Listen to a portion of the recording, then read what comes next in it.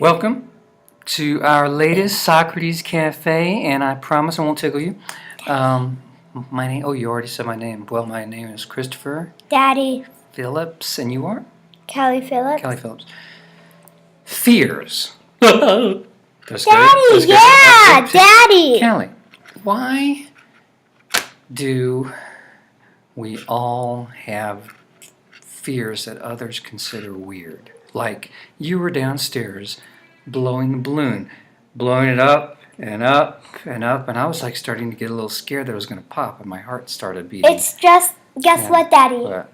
That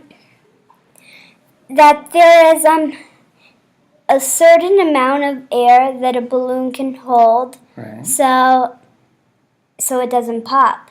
Right, but how do you know how? Because then you don't hear the air so much in Okay. your last blow. All right, yeah, sure.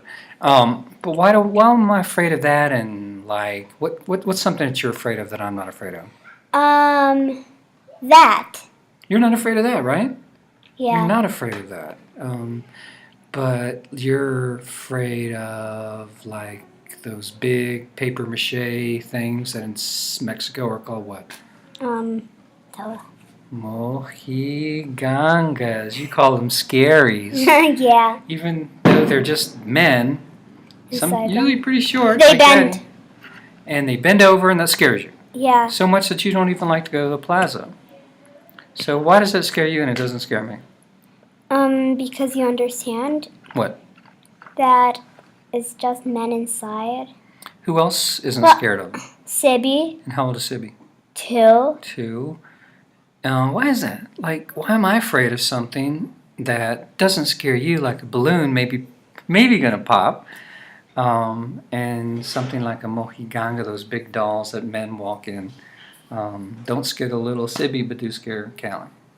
Well, it's just that they bend down and the faces are freaky. Faces are freaky, and yet And I'm not scared of one.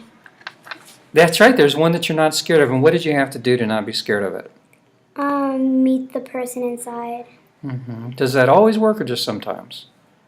Well, sometimes because sometimes the dolls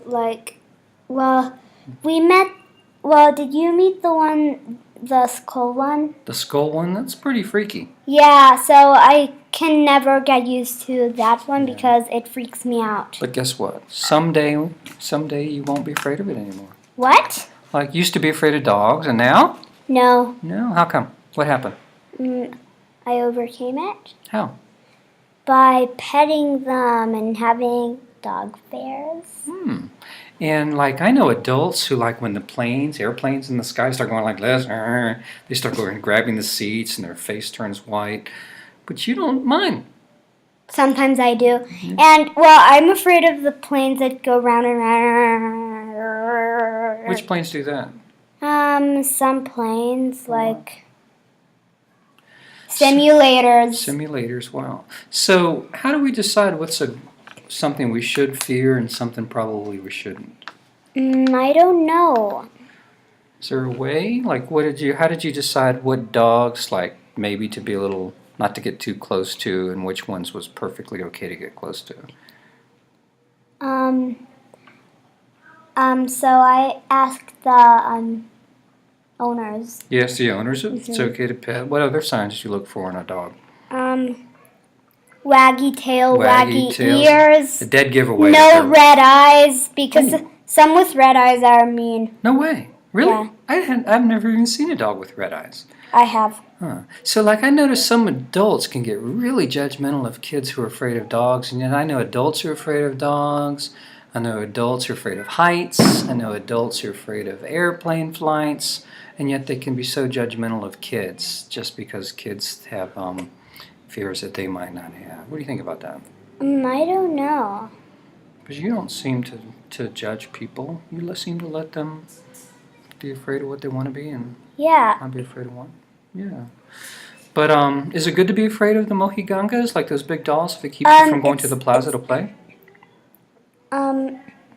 I don't know. Yeah. So one person's rational fears like another person's irrational fears. You know what that means? No. Like some people, when they see me afraid of balloons or bees, they go, "What are you afraid of that for?" And then, like your grandpa Alex was afraid of bees, even though they rarely ever sting, rarely ever. Daddy's never been stung. I have never been stung. Yeah, no And I'm not afraid of bees. Well, I'm afraid of hornets, but not bees. Are you? Hornets freak me out. Yeah, hornets freak me out. Well, actually, I don't mind hornets so much, but I just tell an adult. And you're not afraid, like, of Halloween type stuff. You like all that kind of stuff. You? Haunted houses. Oh, those are the best memories Daddy. ever. And Daddy, remember that when you woke up in your haunted house room, I know. you screamed? Were you like that? You turned my bedroom into a haunted house. Oh, my gosh.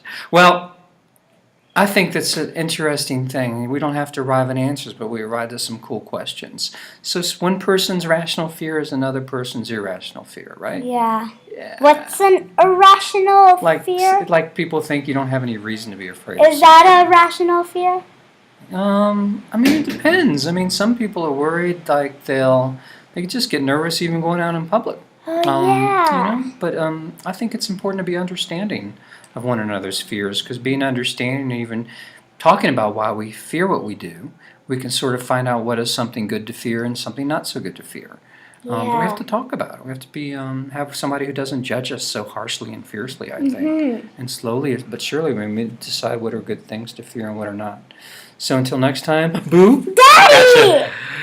Happy Socratizing! Happy Socratizing.